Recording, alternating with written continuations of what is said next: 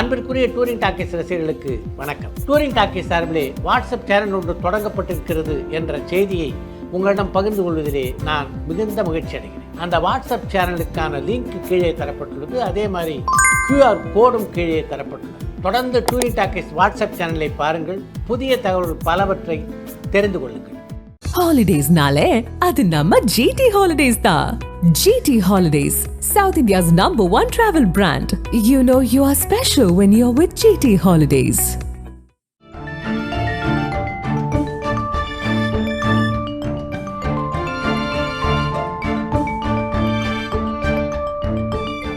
உங்கள் ஜீரண கோளாறுகளுக்கும் வயிற்றெரிச்சலுக்கும் சரியான ஒரு தீர்வு. டூரிங் டாக்கீஸ் ரசிகர்களுக்கு வணக்கம். வாங்க லென்ஸ் நிகழ்ச்சிக்கு போகலாம்.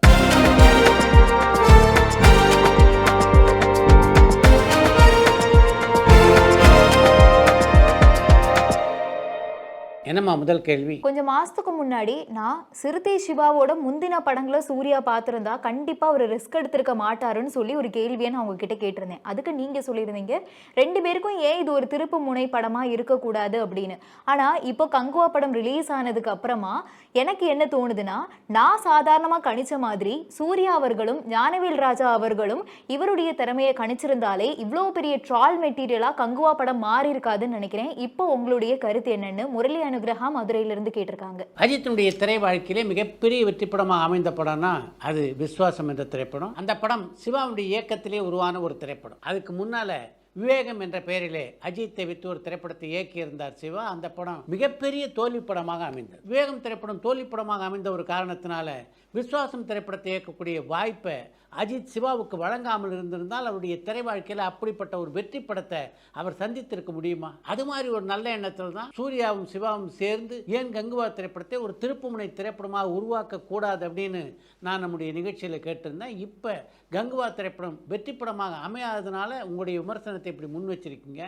அதே கங்குவா திரைப்படம் வெற்றி படமாக அமைஞ்சிருந்தா என்ன சொல்லுவீங்க? மௌனராகம் கார்த்திக், நீ வருவாயன அஜித், இவங்க 2 பேருக்கும் இருக்கக்கூடிய அந்த ஒற்றுமை என்னன்னு சாத்தூர்ல இருந்து ரவிக்குமார் கேட்டிருக்காங்க. மௌனராகம் படத்திலே கார்த்திக் ஏற்றிருந்த பாத்திரம், நீ வருவாயன படத்திலே அஜித் ஏற்றிருந்த பாத்திரம் ஆகிய இரண்டுமே மிகச்சிறப்பான கதாபாத்திரம். ஆனாலும் மௌனராகம் திரைப்படத்திலே கார்த்திக் ஏற்றிருந்த கதாபாத்திரத்தை மிக அழகாக வடித்திருந்தார் மணிரத்னம் என்றுதான் சொல்ல வேண்டும். அதே மாதிரி கார்த்திக்கும் அந்த கதாபாத்திரத்திலே மிகவும் துள்ளனான ஒரு நடிப்பை வெளிப்படுத்தி இருந்தார். அதீதமான சவுண்ட் இருக்கக்கூடிய படங்கள் மேல பொல்யூஷன் போர்டு கண்ட்ரோல் அவங்க நடவடிக்கை எடுக்கிறதுக்கு ஏதாவது பாசிபிலிட்டிஸ் இருக்கான்னு ரவிக்குமார் கேட்டிருக்காங்க. இப்பெல்லாம் திரைப்படங்களில் மட்டுமா சத்தம் அதிகமாக இருக்குது.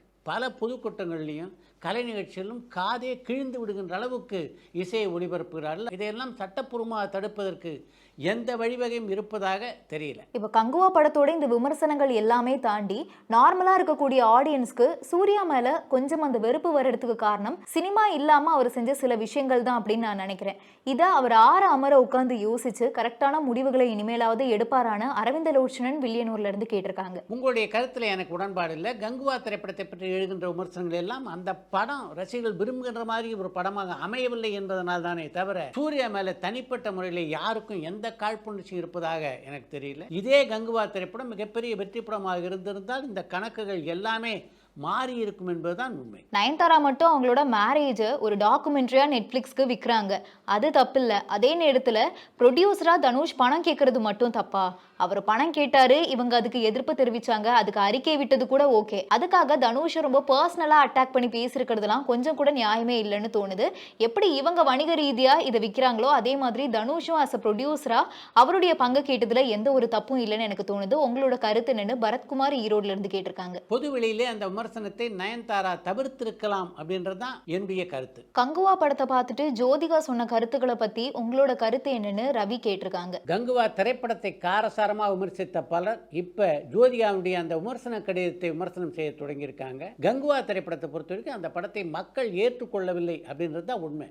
அதை அப்படியே விட்டுறது தான் நல்லதே தவிர அதை பற்றி மீண்டும் மீண்டும் விமர்சனம் செய்வதோ அல்லது அந்த படம் 300 கோடி ரூபாய் வசூல் செய்து விட்டது, 400 கோடி ரூபாய் வசூல் செய்து விட்டது என்று தவறான தகவல்களை பத்திரிகைகளில் மீண்டும் மீண்டும் சொல்லுதோ அந்த படத்துக்கு எதிர்வினையாகத்தான் முடியுமே தவிர அந்த படத்துக்கு பெருமை சேர்க்காது அப்படின்றது தான் நான் சொல்ல விரும்புகின்ற கருத்து. தனுஷ் வளர்த்து விட்டவங்களே இப்போ தனுஷ்க்கு எதிராக திரும்புறதுக்கு காரணம் என்ன? முதல்ல எஸ்கே, இப்போ என்னடானா விக்னேஷ் சிவன்.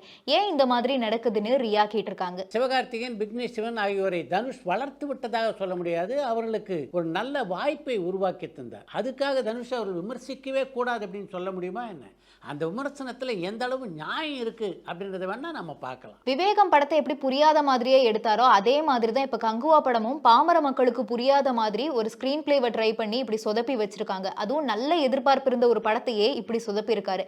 இவர் பேசாம ஸ்க்ரீன் பிளே ரைட்டர்ஸ் கூட உட்காந்து டிஸ்கஸ் பண்ணி ஒரு நல்ல ஸ்க்ரீன் பிளே எழுதியிருக்கலாம் இல்லையா? அவர் உங்களோட ஃப்ரெண்டு தானே, நீங்க இதுக்கு ஏதாவது அவருக்கு அட்வைஸ் பண்ணியிருந்தீங்களான்னு வடிவேல் திருப்பூர்ல இருந்து கேட்டிருக்காங்க. நீங்க சொல்லியிருக்கிறதுல ஒரு விஷயம் எனக்கு உடன்பாடான விஷயம். ஏறக்குறைய 250 கோடி ரூபாய் செலவழிச்சு ஒரு படத்தை எடுக்கிறாங்க. அப்படி ஒரு படத்தை உருவாக்கும் போது அந்த படத்துக்காக ஒரு திரைக்கதை குழுவை அமைத்தால் அதில் என்ன தவறு? இன்றைக்கு பல திரைக்கதாசிரியர் தமிழ் சினிமாவில் இருக்காங்க.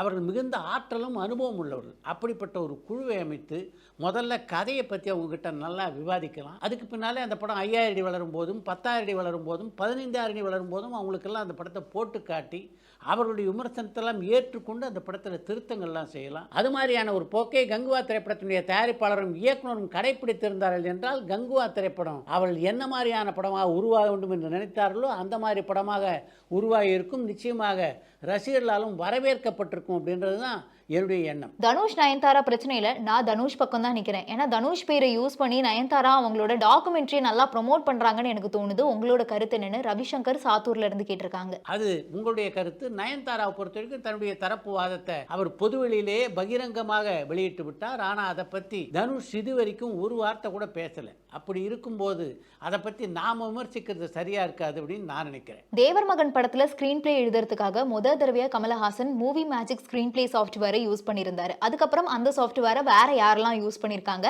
அண்ட் இப்போ இந்த மாதிரி ஏதாவது சாஃப்ட்வேர்ஸ் இருக்கான்னு ஷாலம்ல இருந்து திருமுருகன் கேட்டிருக்காங்க. நீங்க சொல்லியிருக்கிற மாதிரி திரைக்கதை எழுதுவதற்கான சாஃப்ட்வேரை இன்றைக்கு சினிமா உலகத்தில் உள்ள எல்லோரும் பயன்படுத்துவதா எனக்கு தெரியல.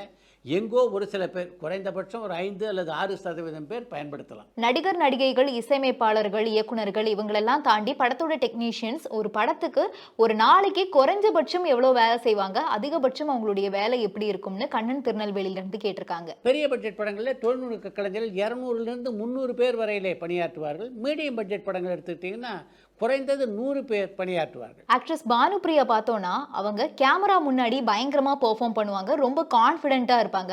அதே கேமரா ஆஃப் பண்ணதுக்கு அப்புறம் அவங்க ஒரு சரியான இன்ட்ரோவர்ட், யார்கிட்டையும் பேச மாட்டாங்க, கான்ஃபிடென்ஸ் சுத்தமா இல்லாத மாதிரி ரொம்பவே பயந்து இருக்கிற மாதிரி தான் இருப்பாங்க.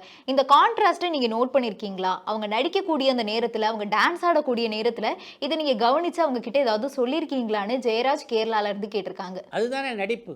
நீங்கள் என்னவாக இருக்கிறீர்களோ அதையே திரையில பிரதிபலிச்சு அது எப்படி நடிப்பா? பானுப்பிரியாவை பொறுத்த வரைக்கும் அவங்க மிகச்சிறந்த நடிகை. அவங்களுடைய ஆரம்ப காலகட்டத்திலேருந்தே எனக்கு அவங்கள ரொம்ப நல்லா தெரியும். என்னுடைய சூரசம்ஹாரம் திரைப்படத்திலே கூட கமல்ஹாசனுக்கு ஜோடியாக பானுப்பிரியாவை நடிக்க வைக்கிறதுக்கு நான் எவ்வளவோ முயற்சி பண்ணேன். ஆனால் அந்த காலகட்டத்தில் அவங்களுடைய கால்ஷீட் இல்லாததுனால அந்த படத்தில் அவங்கள என்னால் நடிக்க வைக்க முடியல.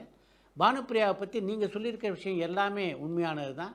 அவருடைய திறமைக்கேற்ற உயரத்தை பானுப்பிரியா தொடவில்லை என்பதுதான் உண்மை. விஜய் டிவி ஆர்டிஸ்ட் ராஜு, ரியோ, ஜெகன் இவங்கெல்லாம் இப்போ என்ன பண்றாங்க, ஏதாவது படத்துல நடிச்சிட்டு இருக்காங்களான்னு ஜான் பாலக்கோட்ல இருந்து கேட்டிருக்காங்க. ராஜு, ரியோ, ஜெகன் ஆகிய மூவருமே இப்போது திரைப்படங்களிலே நடித்துக் கொண்டிருக்கிறார்கள். இளையராஜா, யுவன் தவிர வேற எந்த இசையமைப்பாளர்களுக்காகவாது பாட்டு பாடி இருக்காரான்னு சுஹைல் சென்னையில இருந்து கேட்டிருக்காங்க. மெல்லிசை மன்னர் MS விஸ்வநாதன், கங்கை அமரன், மலையாள பட இசையமைப்பாளரான கண்ணூர் ராஜு ஆகியோருடைய இசையமைப்பிலே இளையராஜா பாடியிருக்கிறார். நந்தி விருது பொதுவா யாருக்கெல்லாம் கொடுக்குறாங்க, இந்திய சினிமால அதிக நந்தி விருதை வாங்கின இயக்குனர்கள் யாருன்னு செல்வம் ராஜா தலையாம்பாளையத்துல இருந்து கேட்டிருக்காங்க. நந்தி விருது என்பது மத்திய அரசால் வழங்கப்படுகின்ற விருது இல்லை, ஆந்திர மாநில அரசால் சிறந்த கலைஞர்களுக்கு வழங்கப்படுகின்ற விருது. ஸ்டில்ஸ் ரவியுடைய சிபாரிசுல தான் முதல் தடவையா சங்கருக்கு வாய்ப்பே கிடைச்சது. அவர் இவ்வளோ பெரிய இயக்குனரா இன்னைக்கு மாறி இருக்கிறதுக்கு ஸ்டில்ஸ் ரவி ஒரு முக்கியமான காரணமா இருக்காரு. எத்தனையோ இயக்குனர்கள் நல்ல தயாரிப்பாளர்கள் கிடைக்காம இருக்காங்க. அதுல ஒண்ணு AR காந்தி.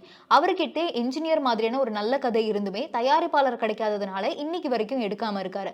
அப்படி இருக்கும்போது சங்கர் போல ஒரு பெரிய இயக்குனரா ஆனதுக்கு அப்புறம் எப்படி ஸ்டில்ஸ் ரவி போன்றவர்கள் எல்லாம் மறக்கிறாங்க? சினிமால மட்டும் நன்றி மறக்கிறது ரொம்ப காமனா இருக்குல்லன்னு பட்டுக்கோட்டையில இருந்து விராட் கேட்டிருக்காங்க. ஸ்டில்ஸ் ரவி செய்த அந்த உதவியை சங்கர் மறந்தது நிச்சயமாக மிகப்பெரிய தவறு. தமிழ் சினிமாவை பொறுத்த வரைக்கும் இது போல நன்றியை மறந்தவர்கள் நிறைய பேர் இருக்காங்க. அது இன்னும் தொடர்கதையாக இருந்து கொண்டிருப்பதுதான் வேதனைக்குரிய ஒரு விஷயம்.